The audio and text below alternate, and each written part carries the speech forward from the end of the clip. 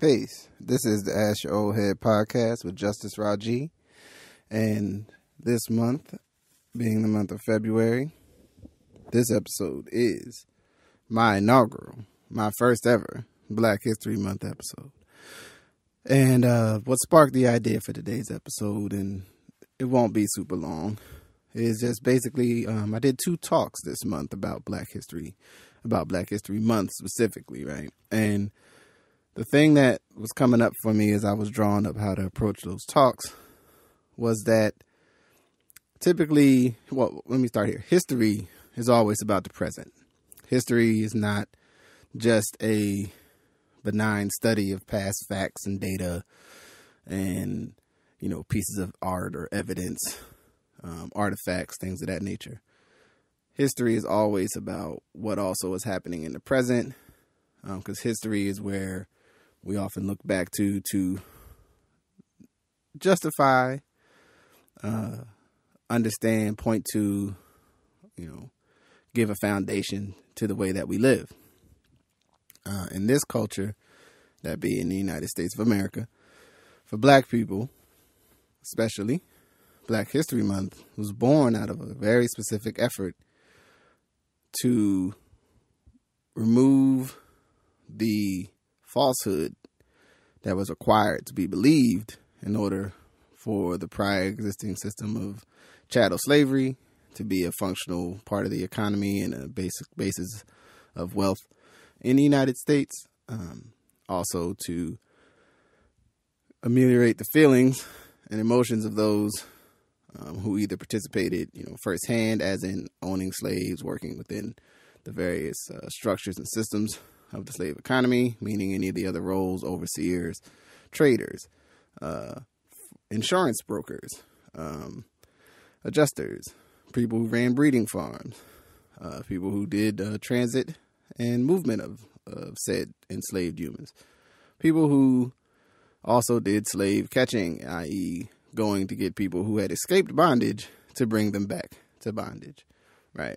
So with that in mind, with also the people who maybe, in the famous statement in American history, if you get to talking about it in certain crowds, is, well, my family didn't own any slaves, which is cool. I can respect that. The thing is that many people profited from the existence of the slave market and slave labor, and also were not in any rush to make those enslaved people their equals, right? So let's just all tune in. But the deeper thing about Black History Month is Carter G. Woodson as the man who's credited with really blowing it out in terms of getting it to the level where, eventually became social practice.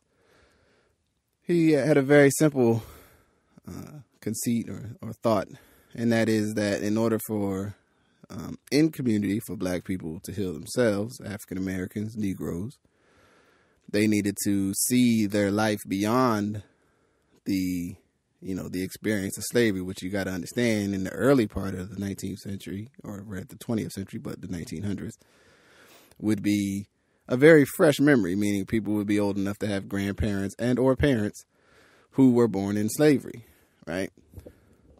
Not in an abstract way. So meaning, for instance, my grandfather's mother, my great-grandmother, her mother, and that's if I have it correct, was either born in slavery or something close to it. The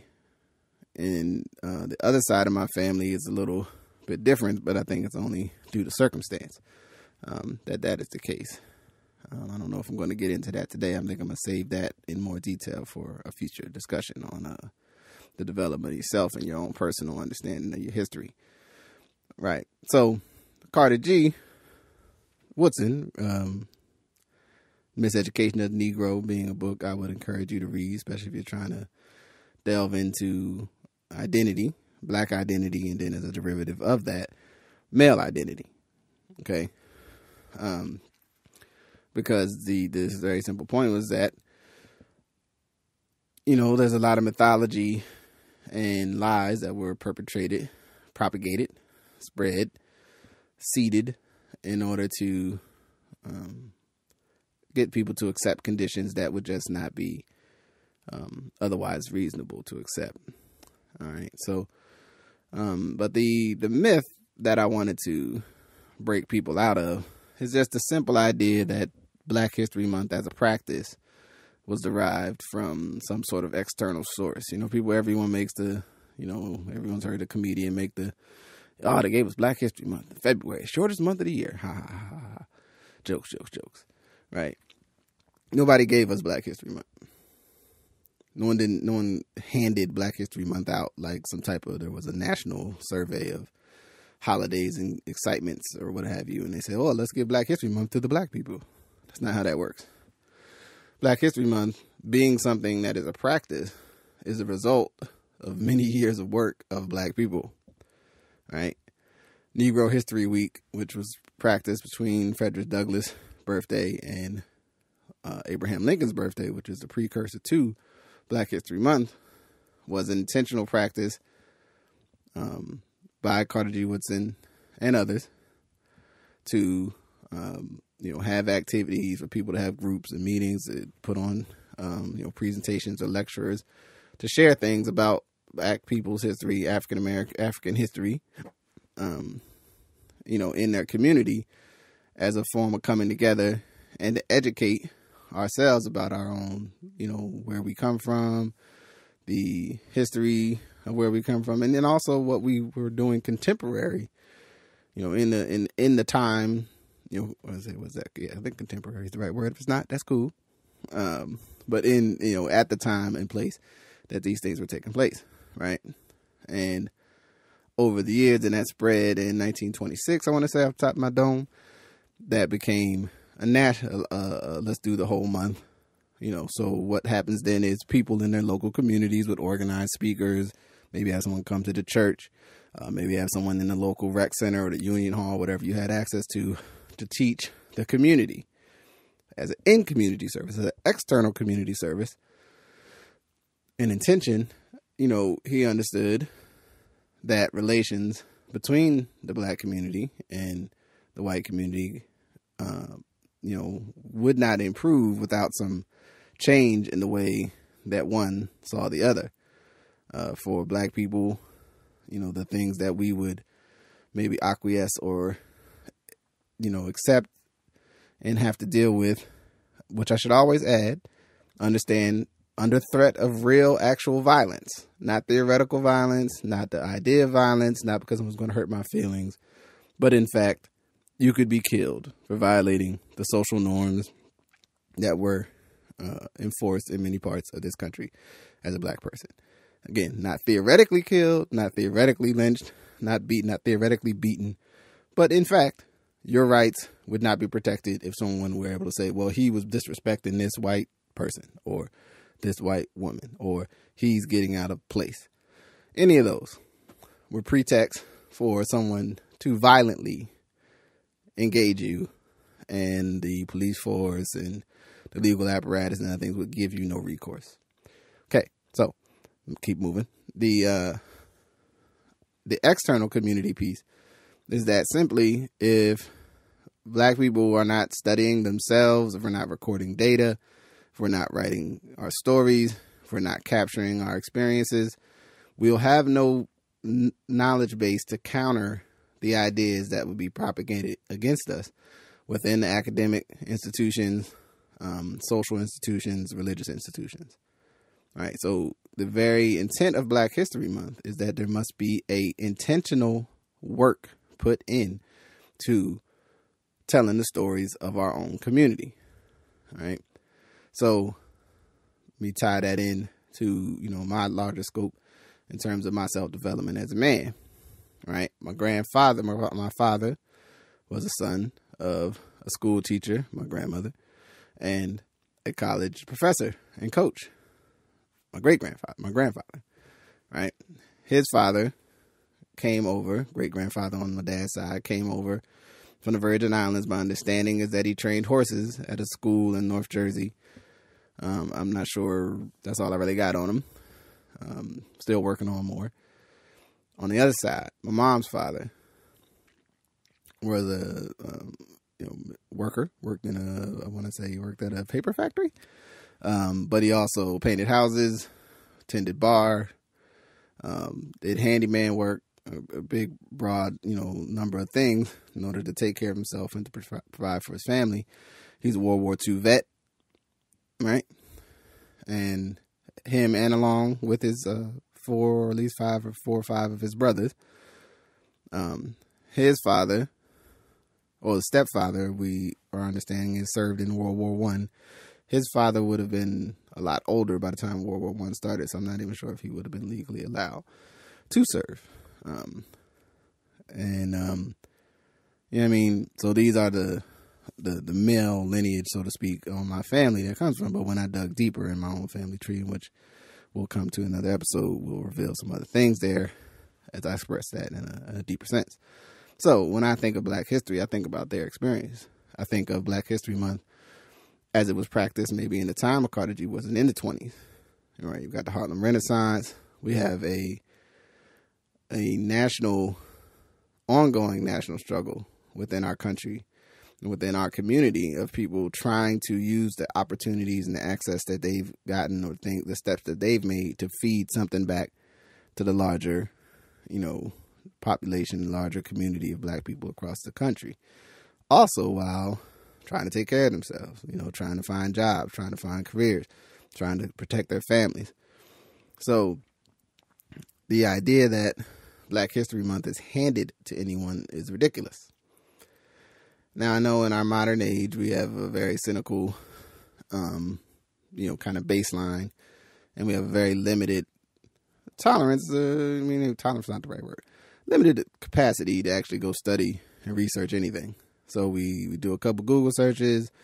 We then fall back on whatever predetermined decision we've already had about what something is. So the only place that I see Black History Month becoming this larger thing that is like so-called mandated, because I hear this from people like, well, why do we got to celebrate this? Why we got to look at one culture? Why don't we just study all history? And the easy, obvious answer is always because, if I know when I was a kid, we didn't talk about Black history until we got to Black History Month in school. Right now, I had some other, vectors and things that impacted my life, and being where I grew up in New Jersey, that there were people doing legwork to make sure that us Black kids, learned about Black people coming out the gates. You know what I'm saying? But in lots of parts of the country, especially after the riots and things in the late 60s and the Civil Rights Movement, a real easy way to go, all right, look, we're trying to do something, is what do? You adopt a practice that the people who you're trying to, so to speak, make peace with are already engaged in. So Black History Month is already an existing thing that is known, and, some people will probably make more of it than others. But I would say, and I'm going to do some research to prove my point on this one, that, the proliferation of people trying to acknowledge Black History Month and have some sort of intentional practice about it in terms of our public school systems, private schools, campus, university campuses, even religious bodies, it's probably more rooted in the reality as the protests, social unrest, and everything else associated with the social rights movement, the civil rights movement, and then the eventual, riots and other things that occurred later in the decade, led some to say, well, look, this is already out here. Let's add it on. Let's add this on and see if this will cool them out, And then some people probably, in quite frank honesty, wanted to add on about it too, just to go, well, let's actually see, maybe we can learn something, And then what came from there is, of course, other groups, people are either marginalized or small in population in this country, came up with, points where they would publicly seek to put on educational presentations, workshops, things of that nature to acknowledge their community, right? So you have Latino History Month, you have Women's History Month, and now hopefully I can locate some dates of some other cultural awareness type months. Maybe I'll put that in the show notes, right? But the thing that I think I want to make sure you grasp is that this is an intentional practice that was drafted or drawn from the efforts of actual Black people to make something happen for themselves and other people went to add on. Now, my Black History, I guess I would say tidbit or something I would push you to get. I went and copped a great little book from Image, published by Image Comics, called Black History in Its Own Words, which I guess this is the third edition. And it is, let's see here, I'm cracking open the first page. I'm going to read. So Black History in Its Own Words started in January 2015 when Matt Bors asked me to find 8 quotes and illustrate them for the nib for February Black History Month. I chose quotes ranging from the casual to the profound from luminaries both past and present, and had so much fun that I did 4 extra. The next year, 2016, I drafted 12 more. I had a habit. Presented here are the original 24 as well as 15 new ones for 2015. And I'll leave you to read the rest, but that's from the artist Ron. Make sure I got the brother information right, because it just says Ron on this page that I'm looking at. And there's some great quotes in here that he's, attached fantastic illustrations next to. So I will turn to one of those, And it's interesting because some of these, as I was reading through them, were like, there's ones that you hear, many times. And there's one that is like, well, like there's one I like here from Dave Chappelle. Like, every Black American is bilingual. We speak street vernacular and we speak job interview. Real talk. One of my favorites here from Arthur Schomburg, somebody I encourage you to go dig up, is the American Negro must remake his past in order to make his future, right? Now you got to bear witness. Schomburg is right there in that same window with Carter G. Woodson, with Ida B. Wells, with Mary McLeod Bethune, with then going into the Renaissance of Black people who had some position or at least had some access to some education that were trying to build a way to preserve the knowledge of their community and to make a change. But basically if we trusted the information we were given, there's no way we could make the sustained changes that we needed to make. Oh man, there's some good stuff. We got Fred Hampton. We got some quotes from Serena. Oh wow, some good stuff in here. Octavia Butler, one of my favorite people in the history of having history of something, but great author. Every story I create creates me. I write to create myself. Rocking with Octavia. So I encourage you to go out, cop it, pick it up, read through it, add on with it with your kids, and then take another level, take another step, right? And that step is simple. If you read the quote, think about it, then go maybe see if you can find the quote in context. Where'd it come from? Can you get the interview? Is it in a book? Is it in a story? Is it in some other media exchange? Do some in-depth research, right? Because with history, I mean, it's fun to study ancient history because you can kind of make these bigger kind of assumptions about the world, and it's much more of a mystery. But there's something to me that's very exciting about studying the recent history. One of those things being a lot of times, at least if you're willing to do the legwork, you can actually find some documents, primary sources that might be from the person or firsthand accounts. You might be able to find the actual, academic paper and or newsletter, whatever it was that was the source of, photo images, all those things, accounts of the event. You can go find those things often if it's from the last 100, 150 years. And, you don't have to trust anybody else's idea of what the truth is. You know what I mean? But I encourage you, and I'll, on my Instagram feed, I've been throwing up a few books. What I might do, I'll decide in the show notes. I might throw some book cover images up in there too to give you some things like, hey man, here's where you can take a start. Here's where you can begin your own process of doing intentional study on Black history. And that's for you if you are Black like me. Or you're from another community. If you think you really know us or you want to know, dive in. You never know what you might learn. And the more we know about each other, the better, the closer we can get to a high level understanding in order to engage and exist in the same society. So, I got one more thing though. And this is something that came to me And this is just, I guess, on the myth busting tip. Because the thing that I also find is sometimes is people want to belittle the accomplishments and the work of people, right? So something that came up in a discussion while it was about Rosa Parks, and people were like, well, she just sat on the bus. I mean, what really was she doing? What? And a very simple statement I just want to say is, you imagine yourself as a black woman in 1950s Alabama, and you decide to file a lawsuit against anybody around your civil rights. What is the likelihood that you would be a victim of violence? Okay, so I'm going to say that, and I'm going to walk away, because that should hopefully lead you down the path to understand next time you bring up that sister's name is you put some respect on it. Okay, with that, I think I'm going to tap out. I got a big interview that I'll be putting up hopefully before the middle of March with, I'm not even going to tell you somebody special. I'm also going to pull my last interview out of the tapes, which is sort of my pre-production couple of interviews I did to figure out what I was going to do with this. And that'll be actually should be the next episode that I post, unless I change my mind. You know how that goes. So thank you for listening. This has been the Ask Your Oldhead podcast with Justice Raji. Peace.